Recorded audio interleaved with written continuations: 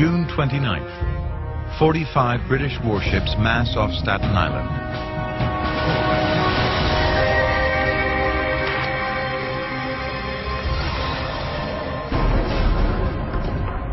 Bearing down on New York City, the ultimate war machine of its day, the British ship of the line.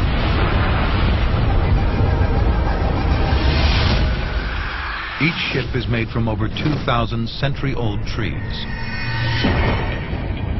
Each carries hundreds more soldiers to the fight against the colonies. And each is armed with up to 64 heavy cannons, capable of hurling a 24-pound cannonball at the speed of sound, delivering it to targets over a mile away. One ship of the line cost the equivalent of a modern aircraft carrier.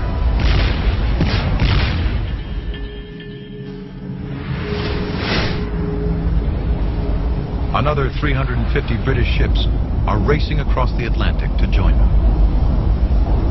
The British want to terrify the rebels into submission. Biggest attack on New York City until September 11th, 2001.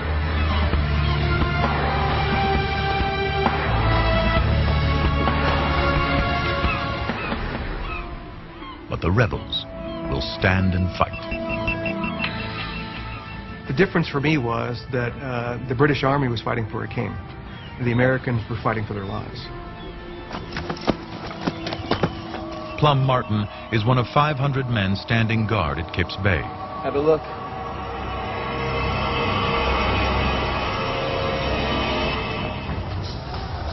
The first thing that saluted her eyes was all 4 ships at anchor, within musket shot of us. The Phoenix. I could read her name as distinctly as though I was directly underneath her stern.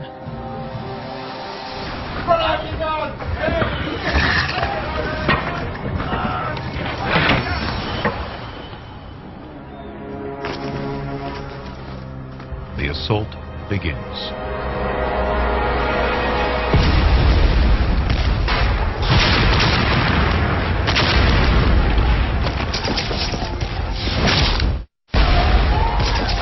September 1776. New York is under fire.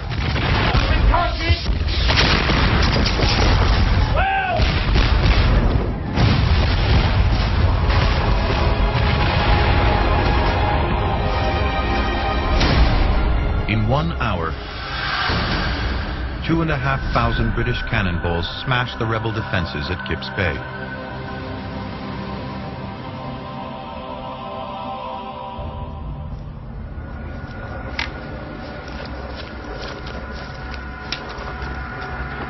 "4,000 British troops storm Manhattan. Tough and battle-hardened, a British redcoat has 6 times more combat experience than a Patriot Army recruit.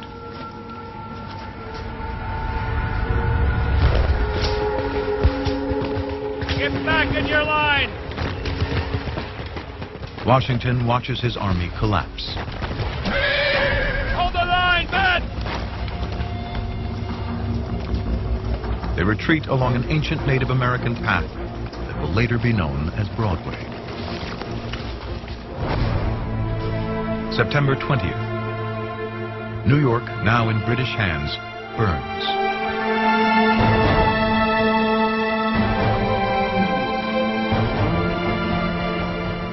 No one knows who starts the fire. But over 2 days, it destroys a quarter of the city.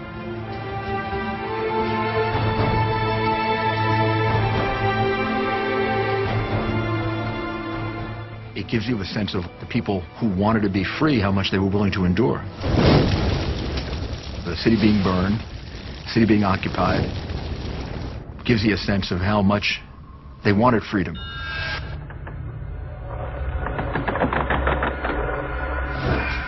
More than 3,000 Patriot POWs are thrown into prison ships in New York Harbor.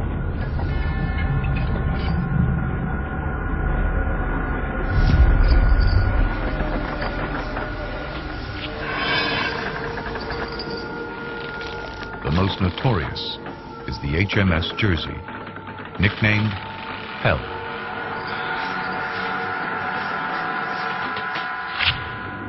One prisoner, Robert Sheffield, escaped to tell the tale. The air was so foul that at times a lamp could not be kept burning, by reason of which the bodies were not missed until they had been dead 10 days. 9 in 10 prisoners die.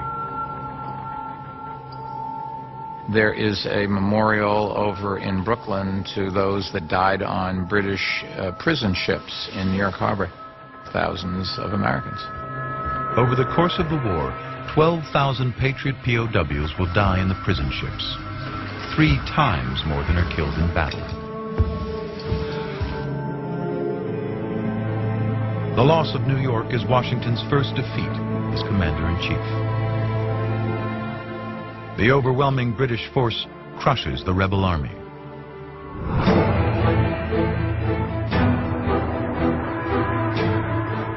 Washington's only hope now rests hundreds of miles inland, with men the British know nothing about.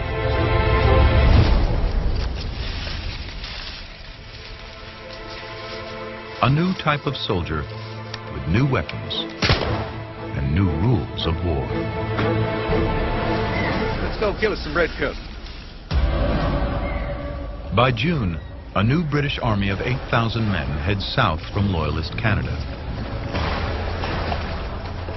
Its objective, kill off the American Revolution once and for all. They're led by General John Burgoyne, an aristocrat, politician, and art lover. He's also one of the best cavalry officers in the British military. Burgoyne pushes south, following the Hudson River.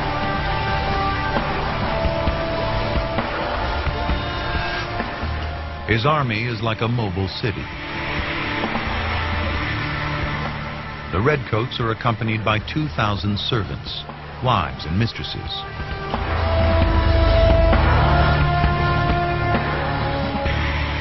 200 supply wagons carry 84 tons of powder and shot, as well as silver and porcelain tableware for the officers' meals.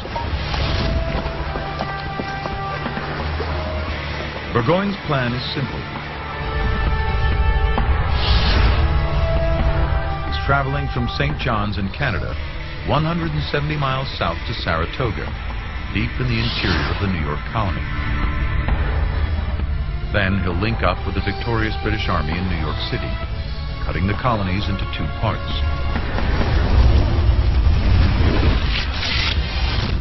But the American frontier becomes the British Army's enemy. The problem is they're in what we might call a counterinsurgency kind of campaign where their passage through the land and the offense that they give to farmers creates enemies wherever they go. Now Washington unleashes revolutionary new tactics and a totally new type of soldier.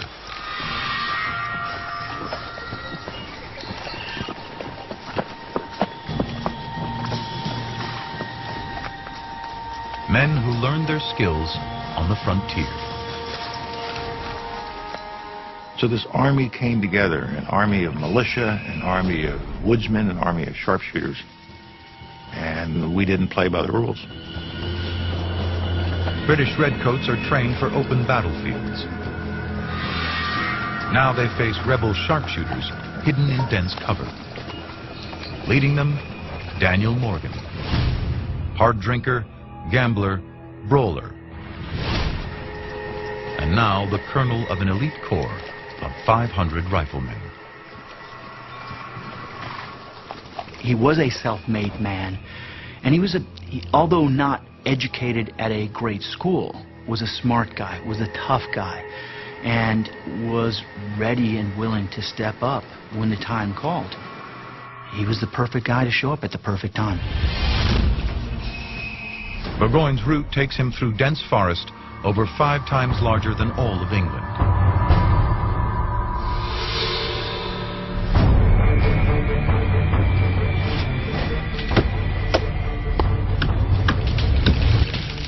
Trees once intended to build British ships now become rebel roadblocks.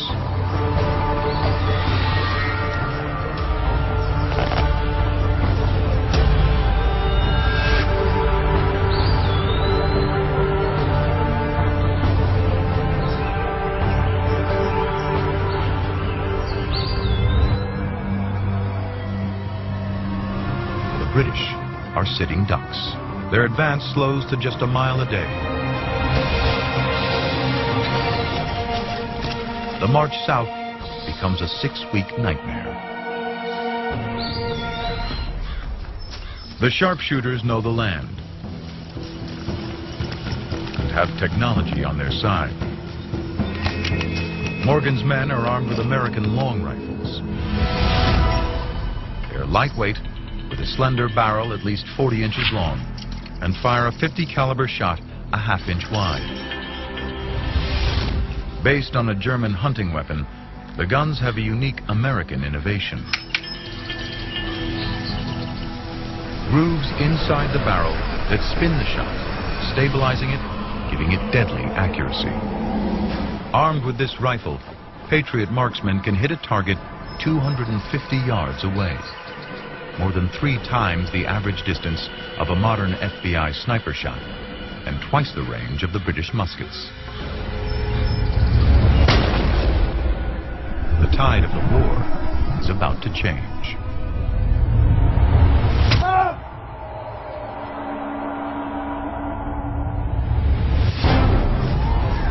Morgan's plan: first take out Burgoyne's Native American scouts.